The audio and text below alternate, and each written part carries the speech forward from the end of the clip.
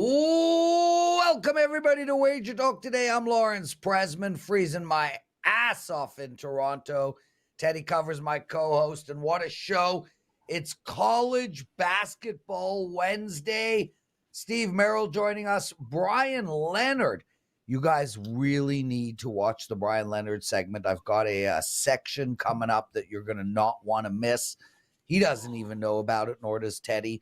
Ronald Cabang at the end of the show, Teddy's big game breakdown. Welcome, Stephen Merril, my man. You are such a good dude, great handicapper, and what a month of sales you're coming off of. How are you, my friend? Happy New Year. So, Prez, I know the goal here as we intro, because I host a lot with you, is to try to get people hooked. And I got to admit, that's one of the best hooks you've ever used, because I'm going to stay tuned now to watch what happens after my segment with Bryan Leonard. And I'm 50-50 if Bryan will enjoy what you're going to do to him, but I'm 100% sure that I'm going to enjoy watching it. So great hook, great intro, great show. The great thing about it, Steve, sorry, Teddy, is it's not what I'm going to do to Bryan. It's what he did to me 7 years ago that we're going to discuss. Yes. Teddy covers, all you, brother. That's the way to bury a grudge, my friend. Let's talk a little college hoops for tonight. Of course, on today's show, we've got college hoops, we've got NBA, we've got NFL. Plenty of opportunities to find positive expectation wagers on your Sports Central for gamblers. Let's start tonight, Steve, in college hoops. Xavier and Villanova. Right now, look at the WagerTalk Live odds screen. I'm seeing Nova minus 8.5, let's call it. Total 140.5. What do you want to do with the Musketeers and the Wildcats? Yeah, always try to kind of bring a little bit of handicapping 101 stuff to the games we talk about here on the show. And I think this one's a good one to talk about for a couple reasons. First of all, I love to look at pace when handicapping college basketball. And that's kind of how you make a short card, in my opinion, especially when you have a large card like Wednesdays and Saturdays. Now that we're in January, you kind of have to shorten the list as quick as possible. You and I have talked about this over the years, Teddy. And I always like to look at pace matchups where we have a slow team versus a faster team. Now, Villanova is a team that's always played pretty slow half court, but when you do so, you really have to be a good defensive team. And when Jay Wright retired a couple years ago, the defense fell about 100 points in the efficiency rankings that first year without him, and it's why they struggled. Well, the defense is back now at Villanova. In fact, they ranked top 20 out of 360-some teams this year in defensive efficiency. They also rank as one of the 50 slowest teams in the country as pace of play. Contrast that with Xavier, that's a top 80 pace of play team. But what's interesting about Xavier is they're actually the 24th best defense in the country, only 82nd efficiency in offense. So although they play faster, they're also a very good defensive team. So my initial lean in this game is towards Villanova at home. Line open 6.5. I had it right around 6.5, but it has been bet up to 8.5 now. So although I like Villanova, I still lean that way. I think some of the value is gone now with it moving a couple points higher. What's interesting, though, is that the total has also moved a couple baskets higher. It was in the high 137 range or so when it opened. It's now as big as 141 in some locations. I don't quite get why money would come in on Villanova, come on the over also. As I mentioned, Villanova wants a slower half-court game. I think they will force the tempo at home. That's why I lean towards Villanova. But I like the under, and I like the under more now at 141 with the additional line value.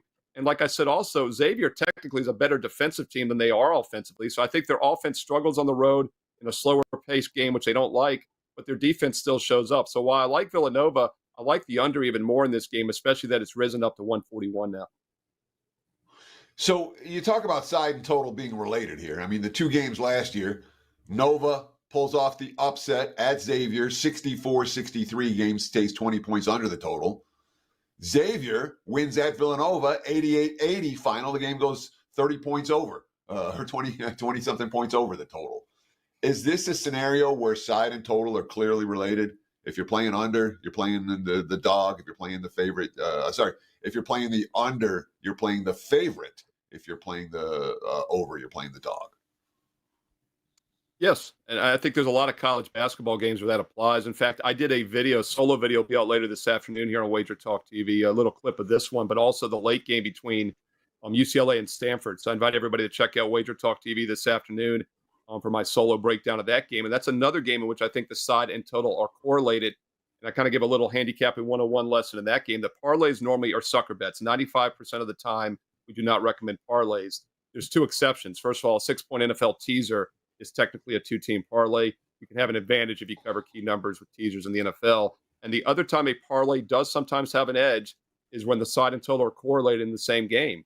And I think in college basketball, you can quite often find that by using pace contrast like we have in this one, where one team wants to play fast and one team wants to play slow. It's not going to always work, but a lot of times when a team gets their preferred pace, it's going to dictate how the game turns out in the total as well. So, yeah, I think it makes sense since Xavier is one of the faster teams and Villanova is one of the slower teams in the nation that under Villanova, Xavier overs would be correlated.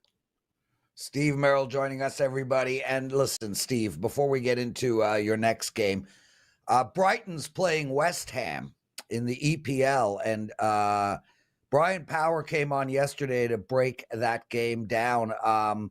Should we just talk soccer for a while? Well, we could do it, but it won't be a we involved, so it's up to you. Yeah. I'm just making fun of Brian Power, man. That was my funnest.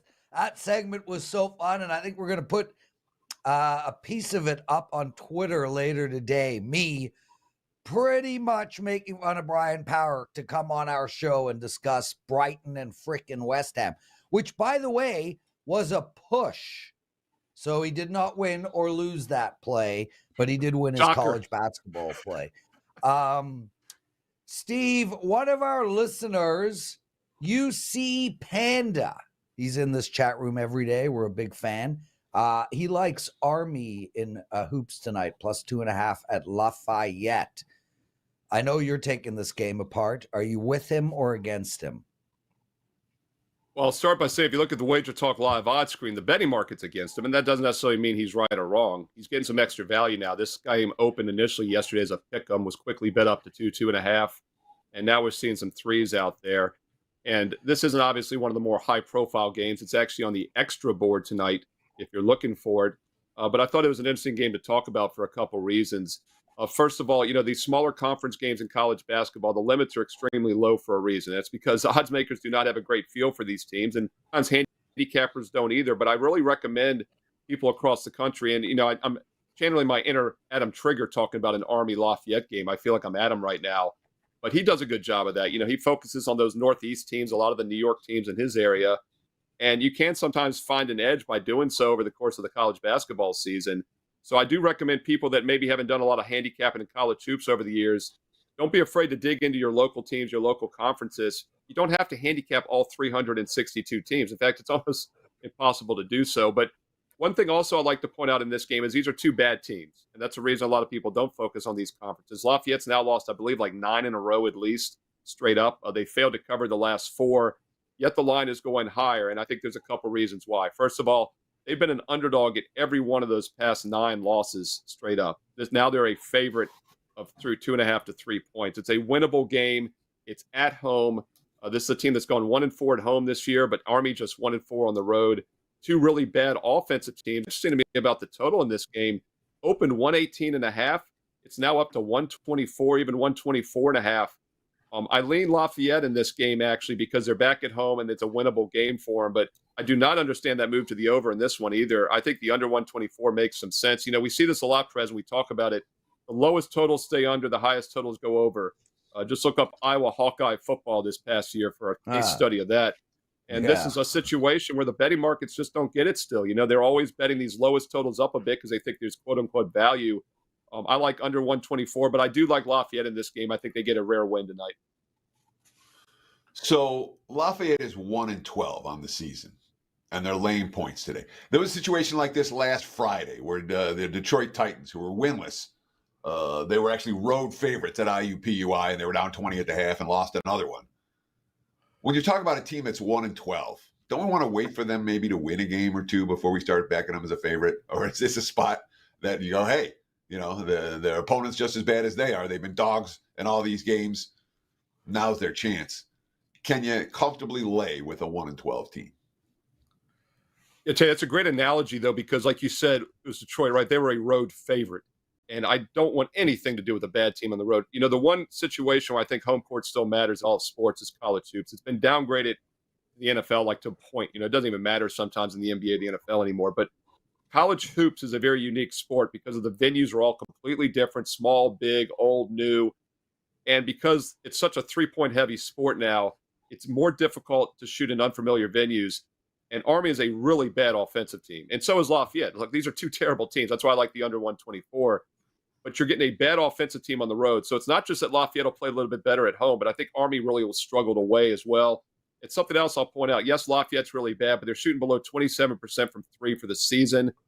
There is some variance in three-point shooting in college hoops. I think there's a little bit of upside there for Lafayette. So the fact that they're at home against a really bad offensive team on the road, I think they can get it done tonight. But yeah, if this was a road situation, I'd want nothing to do with Lafayette. Steve Merril, everybody. Steve, what do you got to promote? Yeah, as you said, Prez, coming off a great 2023. In fact, 2022 and 2023 are pretty darn good. In fact, the last 2 years combined, nobody has won more units in all sports on sides than I have the past 2 years combined. And we've gotten this year off to a nice start also, 4-2, 67% start here for 2024. NBA alone last year was 103 and 63, up 40 net gains just in the NBA alone. College hoops, we just broke that down. You can see I know what I'm doing there as well. Not a bad time to be playing basketball, but hey, why not get an all sports serious investment approach for this calendar year? Get 365 days all access for just over $3 a day. I've got a special promo code on my page right now, SM365, which gets that price down in any 1%. Start taking a serious investment approach for this entire year. Yes, you missed the 4-2 start. Good news is you'll get into January of 25 and get January 1st next year now with that 365 special. Steve Merril, WagerTalk.com. And don't forget daily free plays on my page as well. Check it out, Steve Merril, WagerTalk.com. You, my friend, are becoming quite a little legend with your sales pitches. You going to do gorilla tape next time you come on? You know, it's funny, Prez. I was up late as I always am last night, and they ran a little 30-second commercial, and there was Billy May or whatever. And I was pretty sure he passed away a while ago. Correct? With the beard? Yeah. He's one of the many that's no longer with us that have done that line of work. So first of all, I'll never do it for that reason. It's cursed. But second of all, the product was weird. And then they're showing a cell phone, a flip phone that you can use it as a case. I'm like, this thing's 20 damn years old, and they're running an ad for it. So anyway, just thought I'd throw that out, a little randomness. I know you love that on Random Wednesday. I auditioned once for one of those Billy May gigs out of the blue. I was just walking in Vegas through the Venetian, and they had a booth where they wanted people to audition. Did not go very well for me. But I guarantee you would have got the job. Outstanding work, Steve Merril. Teddy covers. Yesterday was Customer Appreciation Day. I did appreciate my customers a lot. I just didn't provide them with a winner. I had the under in the Washington-Pittsburgh game.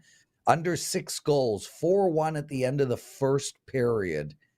And it almost held, but ended up being 4-3. And I'm sorry, everybody, man. I'm sorry. God, I went 2-2 on the day, but picked the wrong one. So my apologies. You, though, won and had a great sales day. So congratulations. You're on a nice heater. Yeah. College hoops have been good. All sports have been good.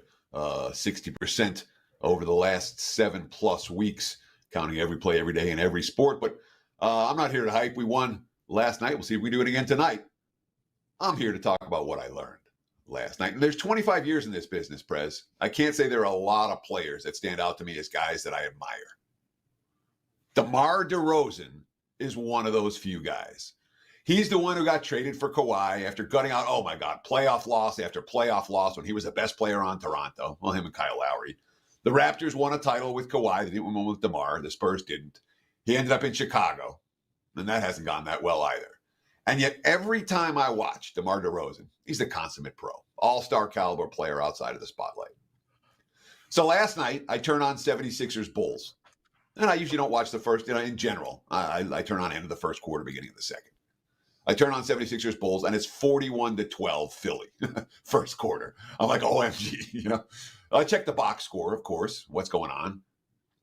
And it stood out like a sore thumb. DeMar DeRozan, the only guy on Chicago who did anything. It's 41-12 Philly. There's zeros all over that early box score. DeMar, he had shots. He got to the free throw line. He assisted on the only other bucket. He had rebounds. He was the only guy who showed up on a team that didn't show up. And it really stood out to me last night. I hope he gets a chance to help somebody win a title. He's a big get at the trade deadline if Chicago sells everybody, which they might.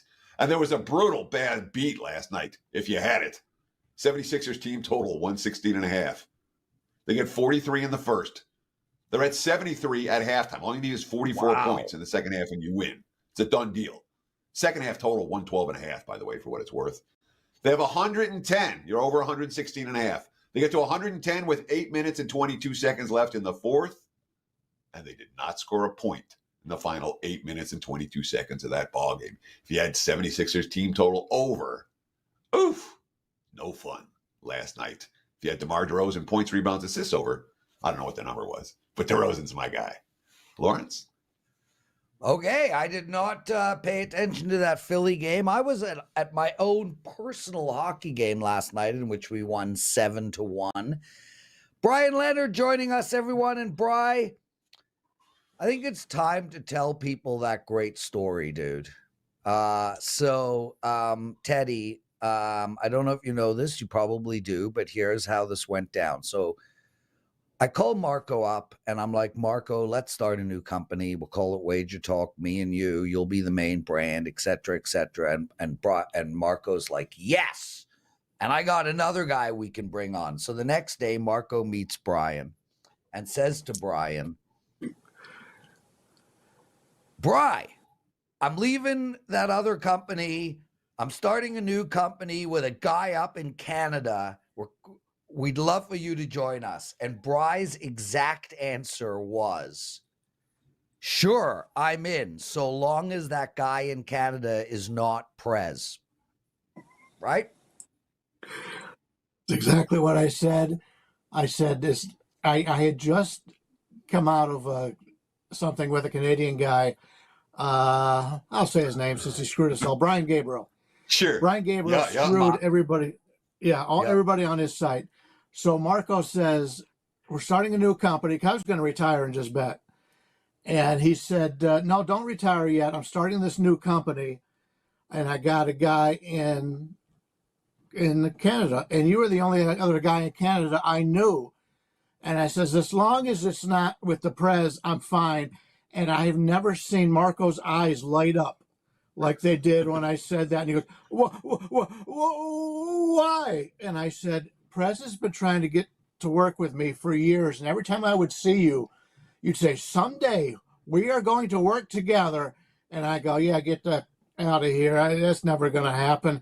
And then when this happened, his eyes just lit up like that. And I go, he goes, oh, I've heard good things. I know. And I said, well, I got no problem with Prez. I'm just saying he's the only guy in Canada that I know other than the guy that just screwed me.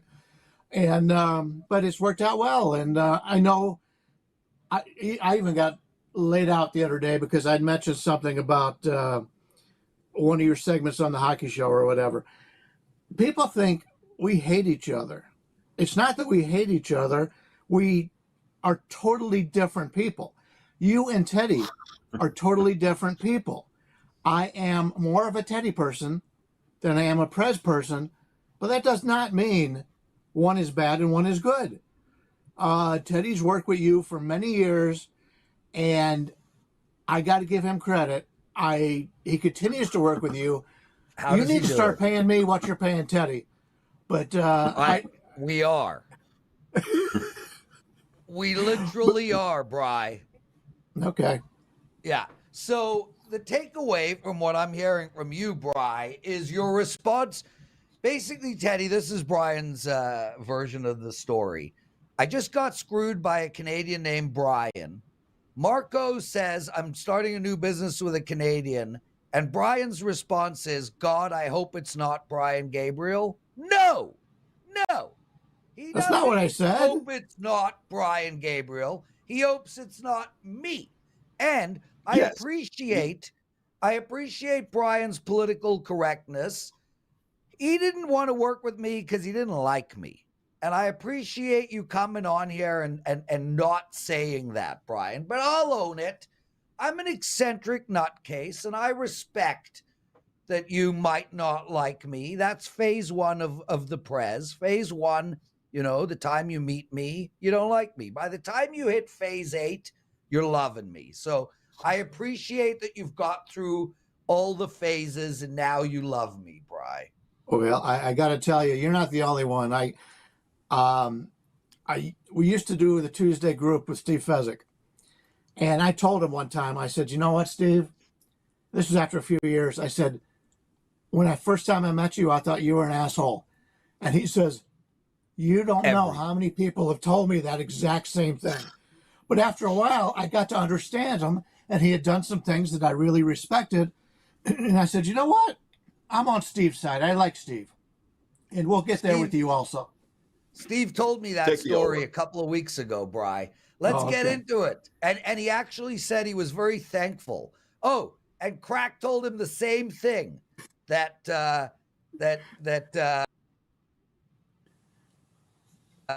Anyway, Evansville at Indiana State, -15. How we betting this game? I'm laying some chalk today, guys. The Purple Aces have gotten off to a solid 10-3 start, 1-1 in the Missouri Valley Conference. They're 3-3 on the road, beating lesser competition but falling short when stepping up in class, losing by 12 at Missouri State, 41 at BYU, and 18 at Cincinnati. This is second to back-to-back games away from home before they return home to host Murray State on Saturday. The Sycamores, Indiana State, 11-2 on the year. Both their losses on the road to Alabama and Michigan State, two really good basketball teams. The loss of the Spartans last time out, Indiana State took the court. I expect a little bounce back here from a very good basketball team. This has been one of the strongest home courts in all of college basketball this year. They're 5-0 straight up. Their victories have been margins of 30, 39, 29, 44, and 21 points. Big bounce back here for the Sycamores, who lost by 12 at Michigan State last time out. A really good team. Indiana State takes it to Evansville in this one. So last year, Indiana State covered -16.5, -14, and -15.5 in these three meetings. They dominated them all three times, and the lowest margin victory was 18. How much has changed between last year and this year between these two programs? Because point spreads sure changed a lot. Yeah, I think Indiana State is a team that's got a bright future. I mean, they could surprise a lot when they get to the tournament, and I think they will be in the tournament. I like to play on teams who are off of a bad loss and are now playing a team that they've been able to beat up on in the past. They're coming into this game with some positive thoughts about the way they played against Indiana State in the past. And I've done this for years and years, and it's something that's worked out for me. Now, it may not work out in this one, but I'm willing to put a bet on it. And laying 15 is, Evansville, like I said, they're 10-3 on the season, but they just have not played well against good teams. And I expect that to happen once again here. Bryan Leonard joining us, everybody. Bri, let's turn our attention toward Loyola against Colgate. -12.5 for Colgate, a great hockey school. I don't know if you know that. One of the best in America, but we're talking college hoops. So are they going to cover or not? I believe they do. We're going to lay the chalk once again here. Greyhounds of Loyola Maryland sit at 2-11 on the season. They have one victory over Division I opponent. A 77-75 win versus Brown, I believe, was their second or third game of the season. The Colgate Raiders are just 6-7 on the year, but are riding a 3-game losing streak into this contest. So once again, we get the better team looking for a victory here. Their road losses have been to Illinois, Iowa, and Iona, Illinois, Iona, and Cornell. So it's a pretty good competition. 3 teams we have ranked in the top 150 in the nation. Now they're back home taking on the 324th ranked Greyhounds, and we look for a redemption game for the host. This team is 3-1 at home this season, with the lone loss coming to a very good Harvard team. They got a road trip to Navy on deck, so this is a rare home game. They've only played, like I said, the 4 home games all season long. That makes it more important when they play at home because the home fans haven't got a chance to see them very often. I think they take out some frustrations tonight against a Loyola Maryland team who just is bad. And we're laying at 12.5. I expect this line to go up. It wouldn't surprise me if it goes up another point by the time the game goes off. So we're going to get it now before it does raise any higher. Talk to me about your approach. teams like Loyola, Maryland, the Greyhounds, just the absolute bottom feeders in college basketball. Can we bet against them night in, night out, game in, game out, and show a profit doing so? Because if you talk about strategies that make sense, the bad teams, the very bad teams in college basketball, at the end of the year, they always have a losing point spread record, don't they? Yeah, I want to. Well, the thing is, if you could tell me before we go into the season who are going to be the worst teams, then obviously we'll be able to do that. The problem is we ignore the teams that are supposed to be bad, and then all of a sudden they're not so bad after all. So we have to look at more than their records. And what I like to do is I don't play on a team like that unless they're playing a game in which they could be overlooked. You find many times, let's say Colgate just came back from a 3-game road trip and they won all 3 games. Now they're playing Loyola, Maryland. They got a trip coming up. That would be a totally different bet for me. I may look at Loyola, Maryland in that situation. But since Colgate has lost 3 in a row and they're the better team, and it's their lone home game before they have to go back on the road again, that tells me they're going to put in a full effort here. I have no problems. You've seen my bets over the years, Teddy. I play a lot of bad teams, but I play them when the other team is going to overlook them. In these 2 instances today, I don't think the better team is going to overlook the opposition. Great freaking answer, Brian. We got a chance to get into your brain and listen to how you handicap. Listen, we love having you on, man. I asked Teddy, true story, I voted you my favorite guest. Teddy, is that not true? Teddy and I sat down and went through all the guests. What? I said we ranked all y'all. Yeah. And Brian, you said Lawrence called you number 1. He ranked you number 1 on his list. I appreciate that. And also, I know you were bitching earlier because you only had 2 games on the hockey show. I've talked to Carmine and Andrew. They have decided on my recommendation to put you on every Saturday and Sunday show. Brian, that is so kind of you, dude. Thank you so much. That'll just allow me to sleep in. Anyway, you are my number 1 favorite guest. We don't have shows on Saturday and Sunday, Teddy. I just want to let you know. Yeah, there's no. Just have him sitting there. Everybody knows, dude. Brian, take that exceptional hair of yours and get the hell. Oh wait, we got to promote. You got to promote, and you're killing it in hockey. Just do your thing. I mean, it's tough to promote after Steve Merril because he's like the god of promotion. But give it a go. Give it a go. Actually, Steve Merrill's promotions are so long. Half the time I miss his analysis for the game he's talking about. I get them all completely. It just goes from one to another. I just can't tell. But this is something I did not know. I'm second at WagerTalk this year in college football win percentage. Had no idea. I knew I was on a nice run, but number 2 on the season. Now I figure that out with 1 game to play on the season. If I do have a play on that, I got something to promote. But next year, take a look at my college football. Hockey's been going great. College basketball's been going great. I actually have cut back on my NBA. I haven't reached an NBA play for a while. I give Ronald, who's coming up next, a lot of credit in the NBA. Teddy in the NBA. Marco, some really good NBA handicappers on the site. I'm really good in the NBA playoffs. I'm just going to hold off until the playoffs start and get back in the NBA because right now, all the credit to you guys to be able to deal with all these rest issues in the NBA. Congratulations, Teddy, on that. Awesome stuff. Bryan Leonard, get out of here. Teddy covers. It's time for your big game breakdown. Yeah, for what it's worth, my NBA has been great, and it stunk for the last week. So I have not done a great job in the last 7 days or so. We'll see if we can do better this week in the NBA. Let's do a big game breakdown. And we got to talk some football on this show. How about the Giants and the Eagles? NFL on Sunday. Right now, look at the WagerTalk live odds screen. Philly -5. There are some 5.5s out there. Total sitting at 42. There are some 42.5s out there.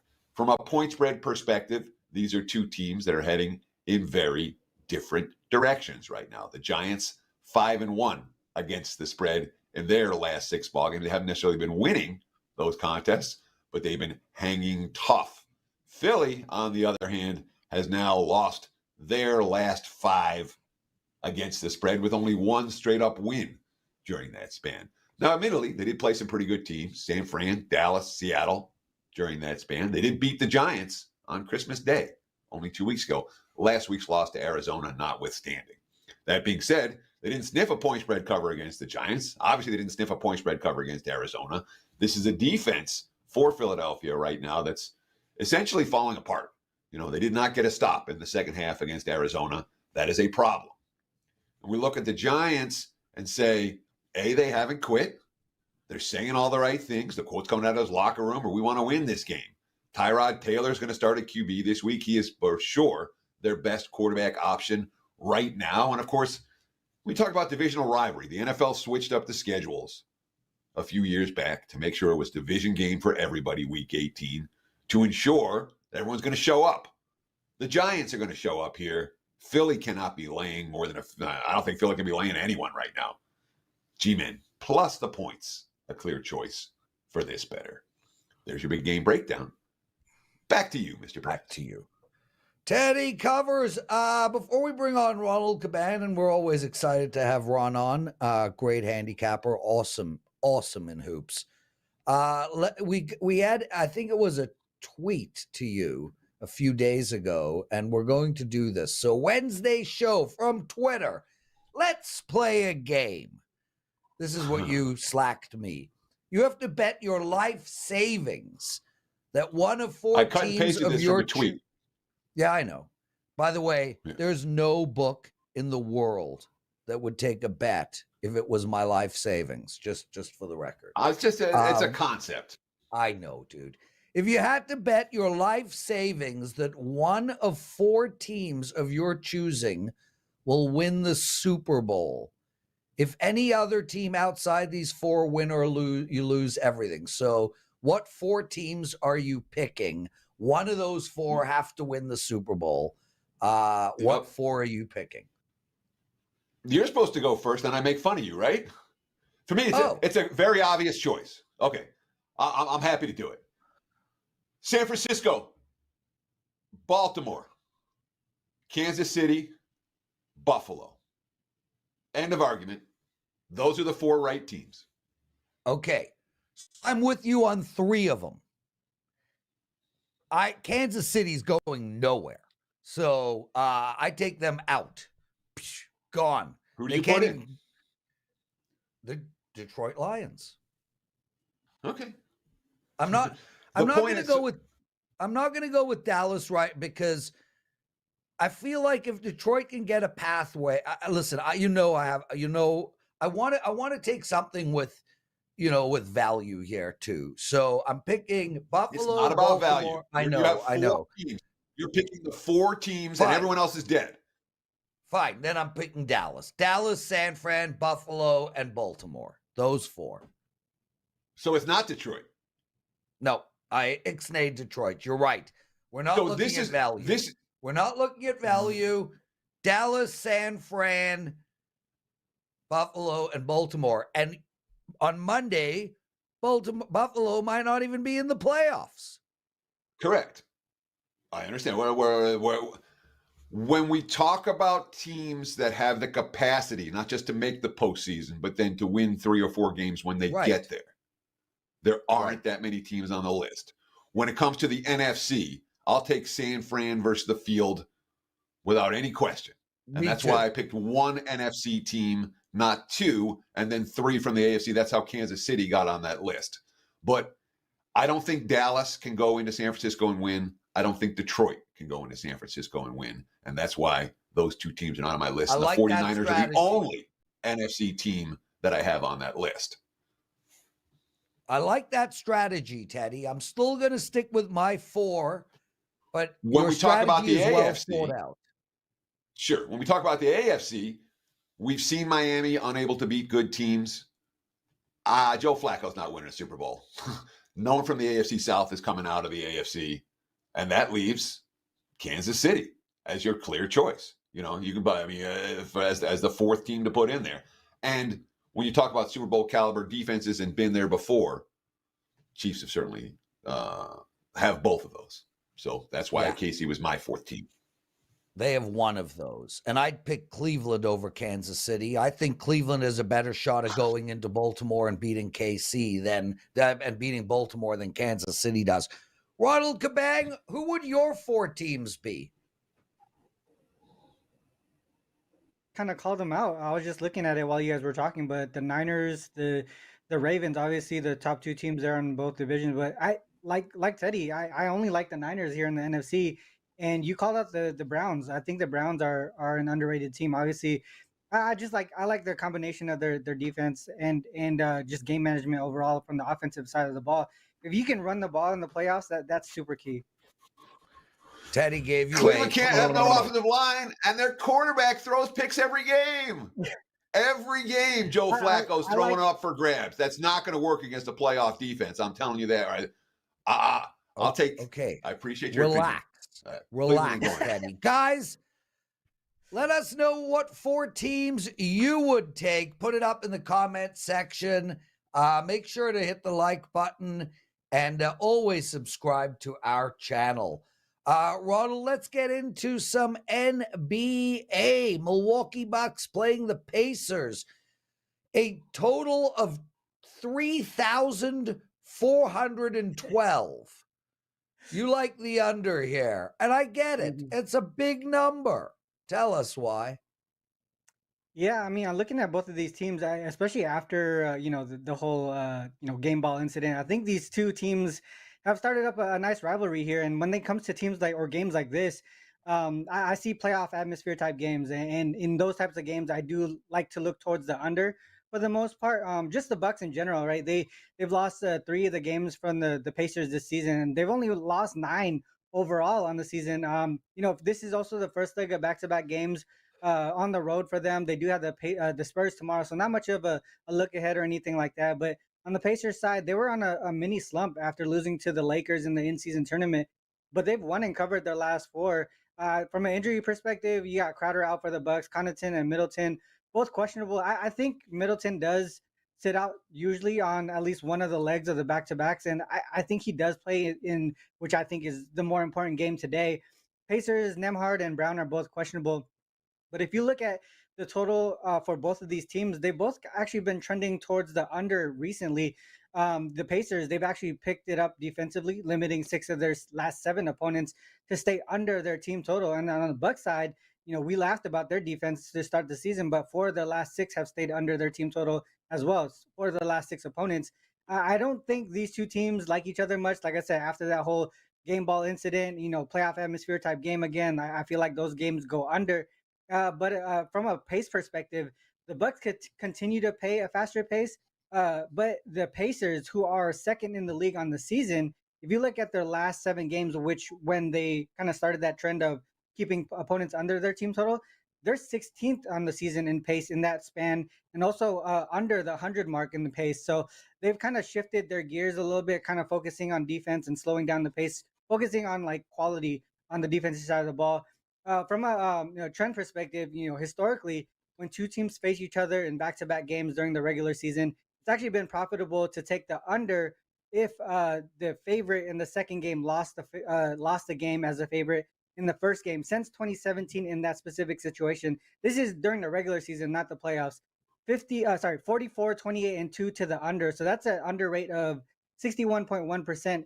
But if you dive deeper into it, and you can go back even further to 2014, the under is hitting at a 78.6% rate if the home favorite the road favorite lost as a home favorite in the first game between the 2 games. So historical trends, the current form also tells me the under 257.5 is the play in this one. Ron, before Teddy jumps in with a follow-up, look, I throw a lot of people under the bus. And I just want to say that Dan Alexander is as good as it gets from a production perspective. We have one of the best producers in the world. With that said, Dan, Bryan Leonard's name is not spelt the way you put it up on the screen, and the Warriors are not playing in the Milwaukee, Indiana game. Just throwing that out there. Teddy? Sure. I don't think that's Dan.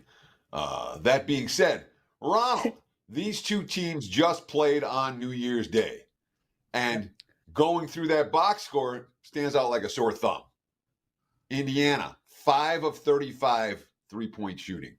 Milwaukee, 10 of 40 from 3-point range. They took 75 3-point attempts and only made 15 of them. That's not a ratio we expect from either one of these two teams. Mm-hmm. And of course, that game still got in well into the 230s.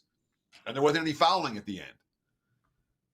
Do you worry about a reversion to the norm when it comes to 3-point shooting tonight, and that being a problem, cashing this under ticket? Yeah, no, I actually had the Pacers team total over in that game, and obviously hitting 14% from three was not a good look to get that over. Obviously, they like you said, they were in the 230s with those numbers. If they even bring it up 20% of the time, or 20% to like the 30% range in the 3-pointers, I think they actually still stay under this. And one thing that I also look at, especially with back-to-back games, is where the books kind of put the number, right? They went from 260.5 open to 258.5 open. So the books are also looking for this game to go a little bit under as well. And like I said, I think one of the biggest things that I look at when you go back to back is the fact that both teams can make their adjustments. They're going to make the proper adjustments both on the offensive side of the ball, defensive side of the ball. But mainly, to me, I think the adjustments, make more effect on the defensive side of the ball. Obviously, we're not going to see them hit 20% from three again. But I think this number is still a little bit too high for, like I said, a playoff atmosphere type game. Ronald Cabang joining us. Ronald, I learned a few minutes ago not to mess with the producer. It seems that he has changed my name. And that's a fair response, Dan. That's a very fair response. Would you not agree, Got a good Teddy? ring to it. Yeah. Honestly, I think that should be that's an upgrade. Permanent.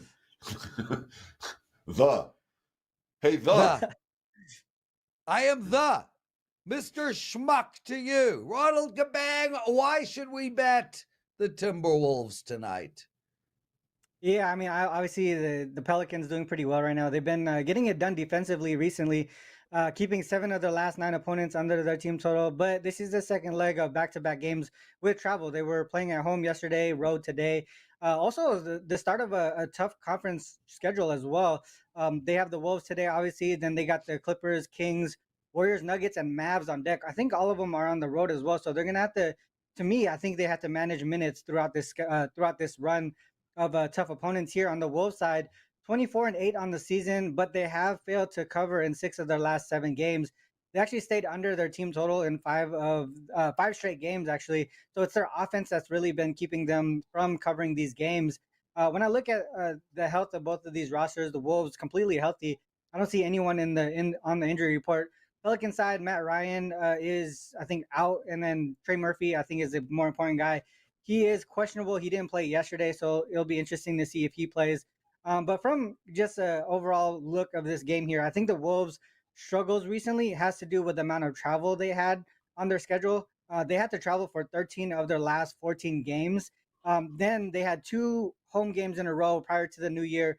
And then they are the more rested team coming into this one. So that should also help as well.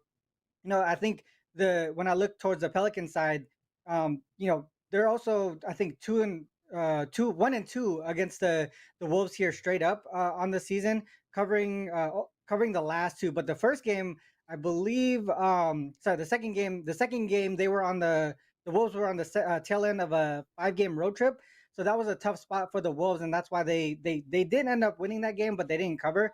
The third game, the Pelicans, they won that game. The Wolves were without Anthony Edwards, and the Pelicans were at home on 3 days of rest. So they had a really good spot there for the Pelicans to win that one outright. From a matchup perspective, though, when fully healthy, I think that the Wolves are the better team overall. Also, they have the schedule advantage going into this one as well. Like I said, Pelicans' second leg of back-to-back games with travel. The Pelicans, when I look in that situation, they've yet to win a game on the second leg of back-to-back games if their opponent is rested. 0-3 straight up in that spot, and then they were actually favored in 2 of those, and they're 0-2 against the spread if the second leg of back-to-back games is on the road. They lost outright to the Jazz, 100 to 105. They lost to the Bulls outright as well. They were favorites in that one, 118 to 124. And if you look at the Wolves at home, right, they're dominant at home, 14-1 on the season. They're only allowing opponents to score 102 points per game at home. If their opponent is on the second leg of back-to-back games, they have yet to lose a game in that spot. And they're winning by an average of 12 almost 12 and a half points per game. And none of those wins were less than 7 points. So for me, I like the matchup. I like the spot here for the Wolves. Ronald Cabang says, take a look at Minnesota minus the points. Bet against New Orleans on the second of back-to-backs this evening. Ronald, what do you have to promote over at WagerTalk.com right now?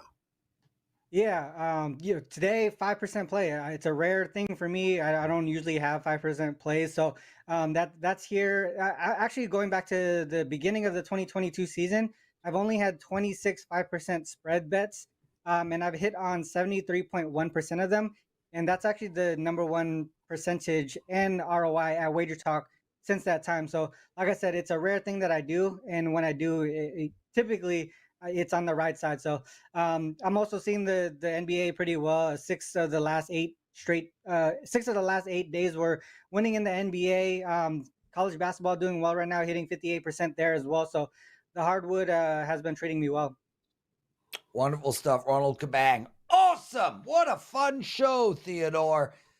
Okay, guys, so we did not get to 125 likes. There is no presidential address, but if you do want to bet a hockey game tonight, I would take the Leafs in regulation. I got a rare 2-pack of college hoops plays tonight. One NBA. I'm up in both sports. I killed it last year in both sports, so take advantage of that. Teddy, take us home. Sure, that's going to wrap it for the Wednesday edition of Wager Talk Today. We'll do it again tomorrow, same time, same channel, right here on Wager Talk TV, 9 a.m. on the left coast, noon for you back east. Between now and tomorrow's show, you guys know what to do. Enjoy the games, and best of luck with all your wagers.